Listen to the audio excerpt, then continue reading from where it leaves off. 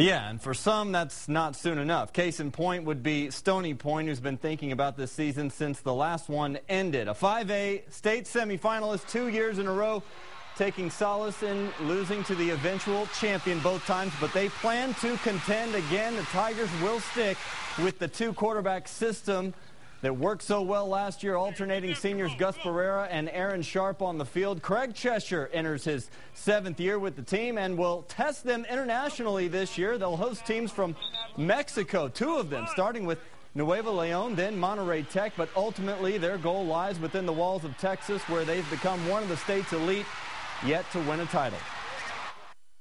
For us, it just means we got to work that much harder to get back to where we were. The standards were set high our freshman year.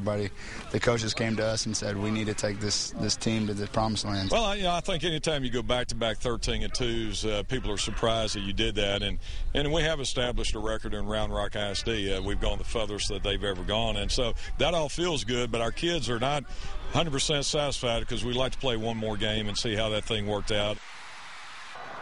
So Euless Trinity won a thriller over Stony Point, then did the same to Westlake in the finals in overtime nonetheless. The Chaps made an unexpected run to the championship game last year and now have it as motivation. The thought of a title has not been lost this season. They do have a new quarterback in junior Lewis Gilbo, but they do have much of their supporting cast returning. They jump out of Region 4 into Region 2 because of new realignment, but head coach DARREN ALLMAN believes their experience will pay off down the road.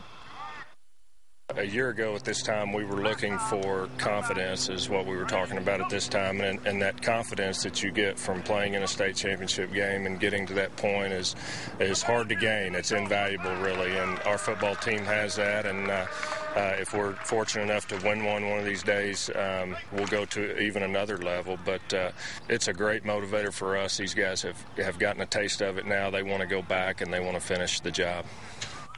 Well, no team in the state knows more about winning rings than Lake Travis right now. Hank Carter there inherits a 3-time defending 4A champion. He was the defensive coordinator under Chad Morris, but is now the head coach.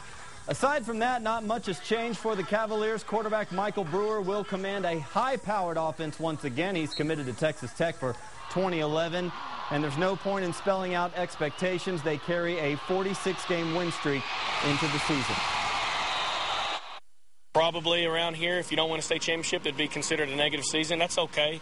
I've said it all along that I don't want to be a part of a program where you're not expected to win and win big.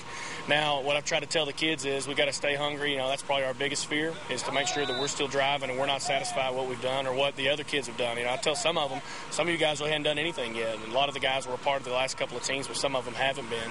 And just to stay hungry and to go out there and try to get better every day. Hawk Day out at Hendrickson on Saturday. The cheerleaders, band, and fans were out to support the team. They'll play Lake Travis in non-district this year. Realignment has the Hawks going east now. Chip Killian has turned Hendrickson into playoff regulars, but now has his team thinking even bigger, and they have just the running back to fit the bill. Kenny Williams is also committed to Tech and could make the Hawks hard to stop. The momentum, I feel like we're speeding up the tempo. Last year we went 2 rounds deep in the playoffs, and this year we plan on making a state run, so you got to kick it up a notch. This group's real motivated. We felt that we underachieved last year, only going 2 rounds deep in the playoffs.